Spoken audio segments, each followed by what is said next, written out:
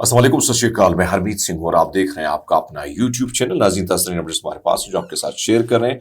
सबसे पहले बात करेंगे ईद के दौरान जंगबंदी की नई तजवीज़, गजा में एमुलेशंस पर एयर स्ट्राइक्स, ईरान ने ट्रंप के खत का जवाब दे दिया है, इसराइली मूसाद यमन में सरगर्म। आप सबका बहुत शुक्रिया जिस तरीके से आप हमारे साथ जुड़े हैं, चूँकि कल ईद का दिन है और आज इतवार का दिन है।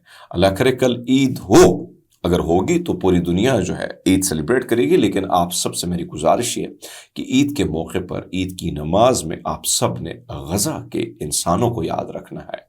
आपने दुनिया भर के उन मजलूम इंसानों को याद रखना है, उनके लिए दुआएं करनी है जिन पर भी जो जुल्म होता है। बेशक ये भूल जाएगा कि वो मुसलमान है, वो सिख है, वो हिंदू है। इंसानियत की बात करते हैं।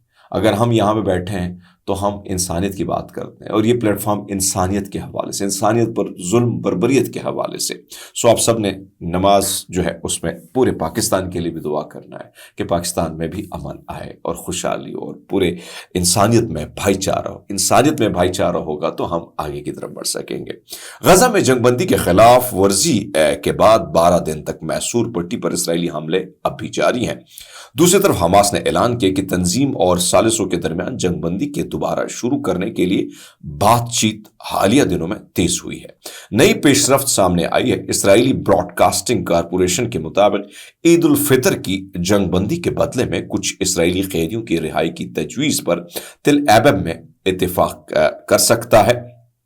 इसराइली मीडिया ने कहा कि अभी वाज़ेह नहीं है कि कैदियों की एक छोटी खेप के बदले तहरीक के मुतालिबात क्या हैं। रिहा होने वालों के मुजव्वज़ नामों में अमरीकी नजार एडन अलेक्जेंडर को भी शामिल किया जा सकता है। उन्होंने कहा कि सालिस हमास के बाद सीनियर अरकान में रमज़ान के अख्तिताम पर ईद उल फितर की छुट्टियों के दौरान जंगबंदी के लिए यरगमाली की एक छोटी तादाद को रिहा करने पर आमादा नजर आ रहे हैं। इस तजवीज़ के हवाले से अमरीका और कतर की शिरकत के साथ भरपूर कोशिश जारी।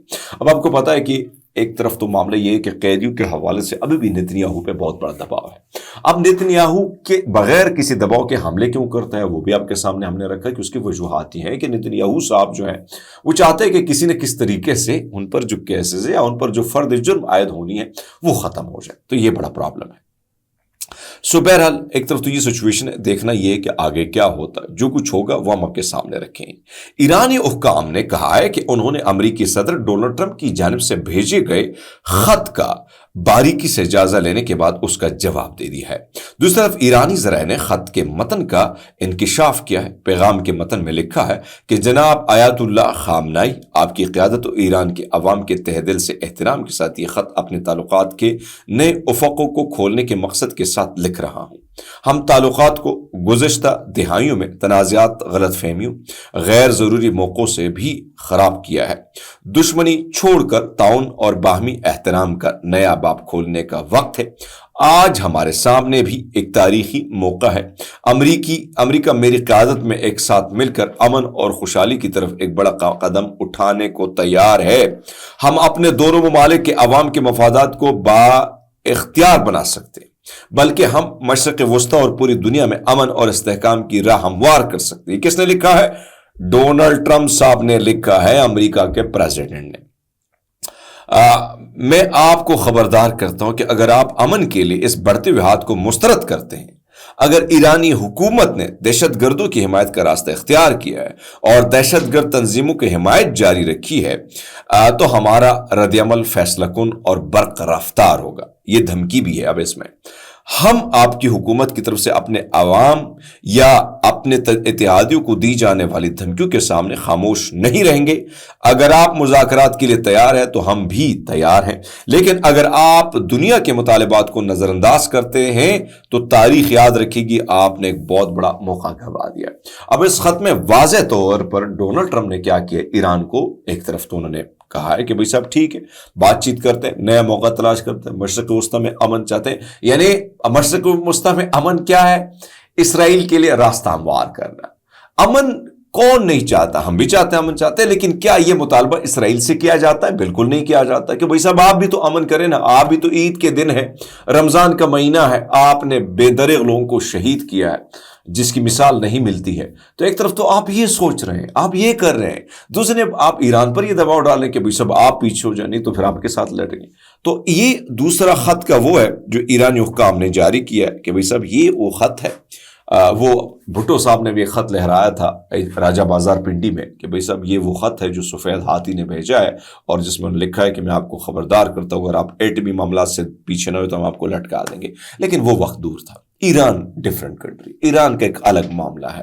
ایران اب تک پوری دنیا سے جو لڑ رہا ہے وہ آپ کے سامنے ہے. تو ایسی سچویشن میں میرے خیال میں ایران نے اس کا پیغام آلریڈی دیا بھی ہے. وہ آپ نے دیکھا کہ جس طریقے سے انہوں نے پورے شہر کی ویڈیو دکھائی کہ بھائی صاحب یہ بارود کا شہر ہے، بارود کا، تو پھر تیار ہو جائے، اگر ہم نہیں رہیں گے تو آپ بھی نہیں رہیں گے. تو یہ میرے خیال میں دھمکی کا کوئی اثر ہوگا یا نہیں، بعد میں دیکھا جائے گا. اسرائیلی فوج نے غزہ پٹی میں ایمبولینس پر فائرنگ کرنے کا اعتراف کر لیا، جس پر حماس نے اس جنگی جرائم قرار دیا ہے. اسرائیلی فوج نے ہفتے کے روز یہ اعتراف کیا کہ اس نے مشکوک گاڑیوں کے طور پر شناخت کرنے کے بعد ایمبولینس پر فائرنگ کی. یہ واقعہ گزشتہ اتوار کو جنوبی شہر رفح کے تل سلطان علاقے میں پیش آیا، جو مصر کی سرحد کے قریب واقع ہے. کہا گیا ہے کہ ابتدائی تحقیقات کے بعد یہ معلوم ہوا ہے کہ ان مشکوک گاڑیوں میں کچھ ایمبولینس اور فائر ٹرک بھی شامل تھے. حماس کے ترجمان حاسم نعیم نے کہا کہ اسرائیل شہری دفاع اور فلسطینی ریڈ کریسنٹ کے ٹیموں کے خلاف ایک دانستہ اور وحشیانہ قتل عام کیا ہے. انہوں نے مزید کہا کہ ریسکیو ورکر کو نشانہ بنانے جو بین الاقوامی انسانی قوانین کی خلاف ورزی کے تحت آتا ہے، جنیوا کنونشن کی ایک کھلف خلاف ورزی. ایک طرف تو یہ سچویشن ہے جو آپ دیکھ رہے ہیں. اسرائیل نے یمن کے حوالے سے امریکہ کو انٹیلیجنس معلومات فراہم کی ہے. یہ انکشاف 2 امریکی ذمہ داران نے کیا، جس سے کہ آپ جانتے ہیں کہ امریکہ 15 مارچ سے یمن میں حوثیوں کے ٹھکانوں پر فضائی حملے کر رہا ہے. دونوں ذمہ داران نے امریکی اخبار وال اسٹریٹ جرنل کو بتایا کہ اسرائیل نے میزائلوں سے متعلق حوثیوں کے ذمہ داروں کے بارے میں معلومات پیش کی ہیں جو امریکی حملوں کا ہدف تھا. اسی طرح یمن میں اسرائیلی مربوط ایک ذریعے سے حوثی ذمہ دار کے بارے میں معلومات تھی جس کو نشانہ بنایا گیا. بھائی موساد کوئی شک نہیں ہے کہ ان کے فیلئر بھی بہت سارے، نقصانات بھی بہت سارے، لیکن کہیں نہ کہیں اپنے بھی ان میں شامل ہوتے ہیں. دوسرے آپ کو بتاتے چلے کہ ڈیڈ لائن کے آخری ٹائم رہ گیا ہے، اور آپ کو پتہ ہے کہ 24 گھنٹے کا ٹائم ہے افغان مہاجرین کو ملک بدر کرنے کے حوالے سے. حکومت نے رضاکارانہ طور پر افغانستان سے واپسی کے لیے 31 مارچ کی ڈیڈ لائن کے بعد غیر قانونی طور پر مقیم افغان شہریوں کو حراست میں لینے اور ملک بدر کے انتظامات مکمل کر لیے ہیں. رپورٹ کے مطابق اس سال کے اوائل میں حکومت نے افغان سٹیزن کارڈ ACC رکھنے والوں کو مارچ کے آخر میں تک پاکستان چھوڑنے یا ملک بدری کا سامنا کرنے کا حکم دیا ہے.